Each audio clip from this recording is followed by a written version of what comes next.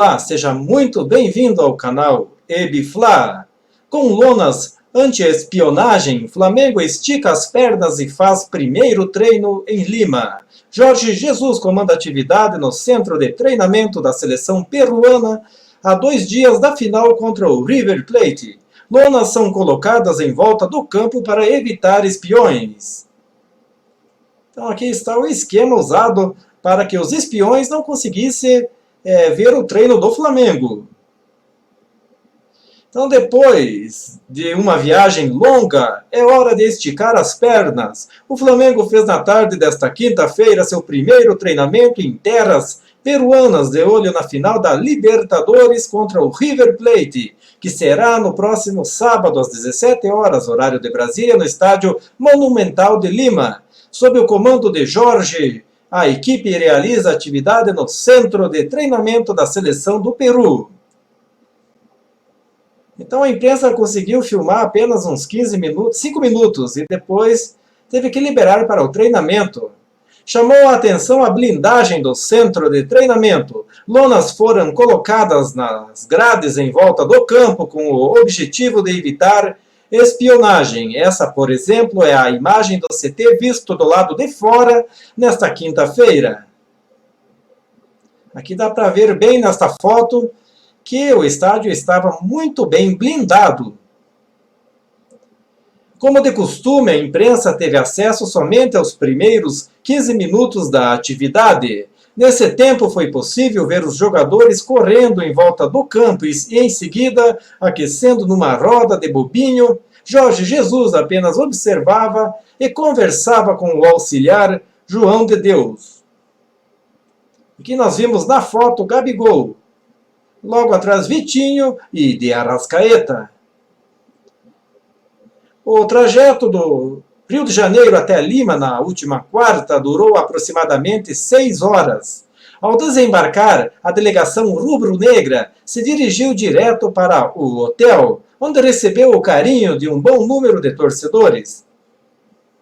Então o elenco fez também trabalhos na academia e agora faz aquecimento para atividade no campo.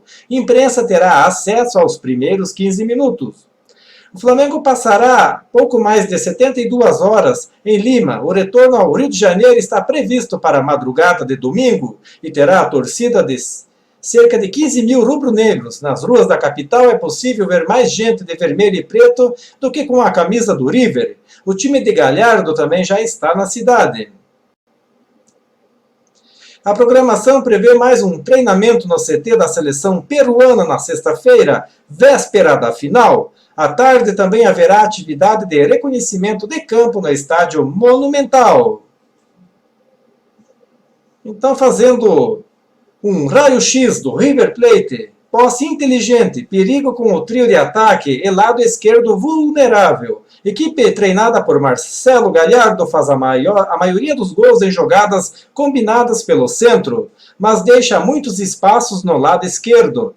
Como Jorge Jesus pode explorar os pontos fortes e fracos na final da Libertadores? E o lado esquerdo é de Bruno Henrique, então nós podemos ter uma grande esperança de gol, né?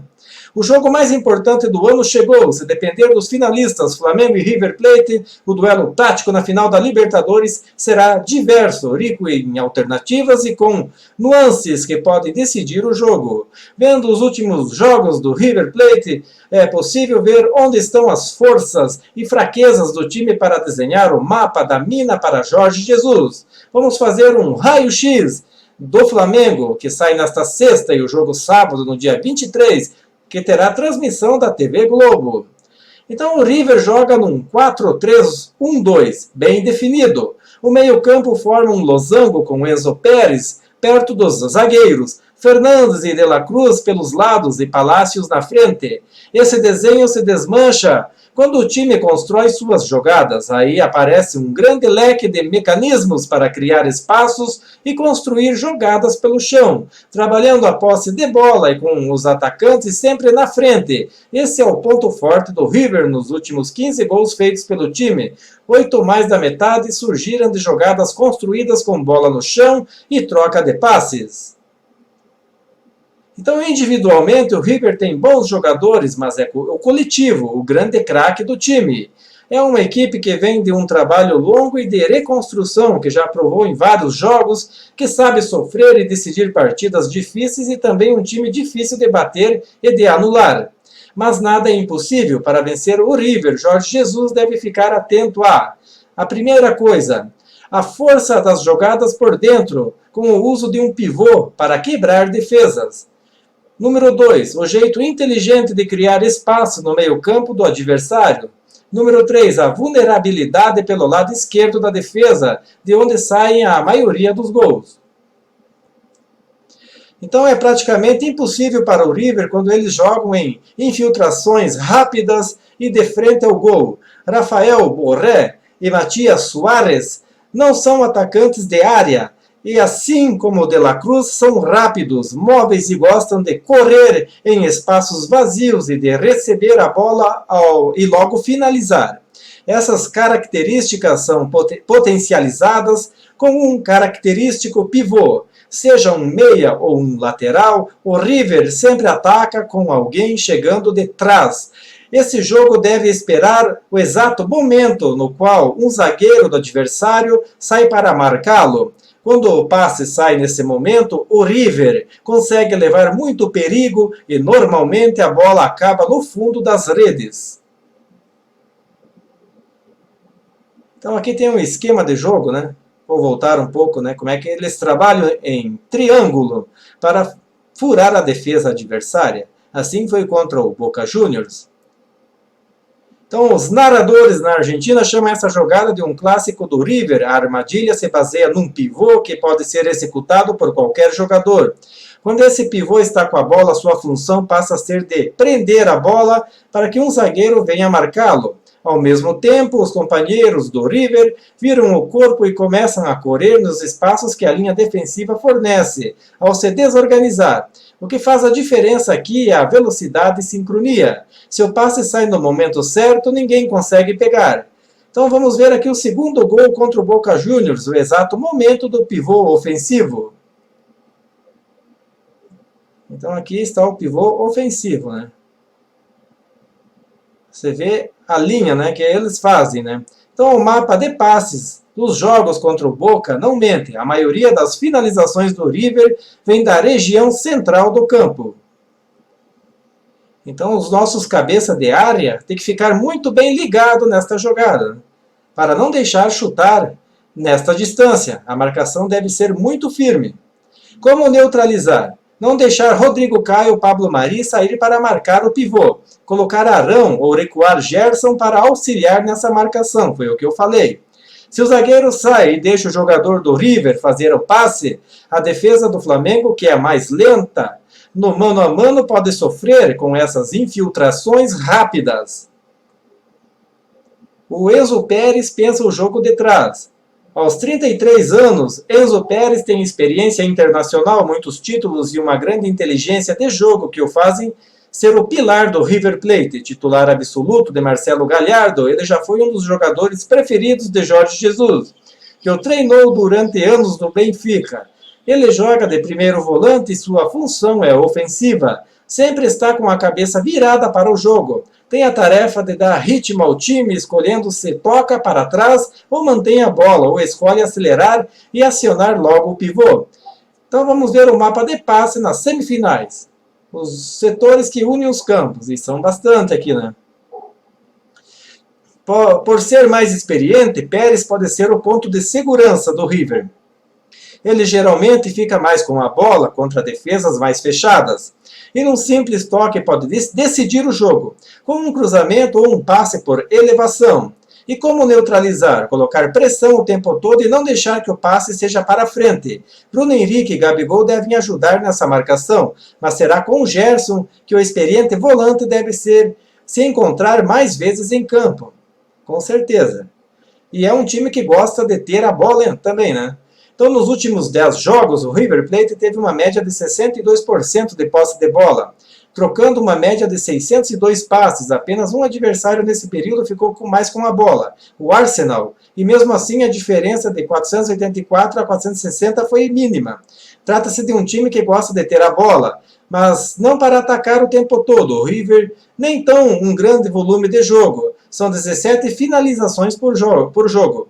O River gosta da bola e segue a mesma máxima de Cruyff, que diz que a melhor maneira de se defender é quando a bola não está com o adversário. O que chama a atenção não é a posse por si, mas o mecanismo coletivo por trás dela. O River gosta de atrair seus adversários até o campo com Enzo Pérez e a inteligente movimentação de Palacios, que sai da ponta do losango, recua e vem jogar com o volante. Isso faz com que os defensores fiquem confusos, porque perdem a referência de marcação. Quando eles avançam, os meias do losango rapidamente ocupam os espaços entre linhas que são criadas nesse movimento. Assim, eles se tornam opções de passe e podem funcionar como aquele pivô ofensivo que tanto causa dano aos adversários. Aqui nós temos mais uma jogada deles, né? O losango do meio-campo e os atacantes, né? Então esse mecanismo se complementa com o papel dos laterais, que sempre estão abertos. Isso ajuda a espalhar a defesa dos adversários e abrir o centro do jogo para Palacios e Fernandes, permitindo que De La Cruz, Borré e Suárez fiquem perto dos defensores. A imagem abaixo é um exemplo nítido do desenho do River no ataque. Pérez com a bola e atraindo defensores laterais abertos, os dois pontas do losango no espaço entre linhas e 3 atacantes dando profundidade, colados aos zagueiros. Qualquer bobeada aí é fatal, com certeza, né? Vendo aqui, é praticamente mano a mano, né? E é 3 contra 3, né? Então, criar esse grande vácuo no centro do campo é a especialidade do River Plate. Está tudo conectado. Quanto mais o time troca passes, mais o adversário avança para atacar. É nesse momento que Pérez acelera e em 3 toques os atacantes chegam na cara do gol. E como neutralizar? Fazendo a linha de defesa subir para manter a compactação entre os setores. Esse espaço entre defesa e meio é justamente o que o River quer. Gerson e Arão precisarão da ajuda de Ribeiro e Arrascaeta para não deixar nenhuma cratera livre. E é como o Flamengo joga, sempre com a defesa bem adiantada, né? Então isso deve facilitar a marcação, né? No River Plate, principalmente, né? Então forte no ataque, o River é também um time difícil de ser batido. Quando se defende, o River Plate varia para o 4-4-2, com 2 linhas de 4. A ideia não é jogar com linhas baixas, com a linha perfeitamente formada. O time gosta de avançar, pressionar e sufocar o adversário de forma até parecida com o Flamengo. Seus adversários têm em média 9 finalizações por jogo, trocando em média 347 passes. É pouco e o mapa do que é preciso para furar essa defesa deixa claro. Time competitivo. Então é o nosso Mengão aí que vai conseguir, com certeza, né? Mas o River vem levando alguns gols a mais que o normal. Só nos últimos 5 jogos foram 4 dos 10 gols analisados para o gráfico. Fica claro que há um ponto fraco contra o Talheres, o clube Aldovise e Vélez Sarsfield, treinado por Gabriel Heinze. O River sofreu gols em falhas de pressão do lateral esquerdo Casco. Aí está o furo, que tem grande dificuldade quando sai da linha de defesa e precisa pressionar o jogador com a bola.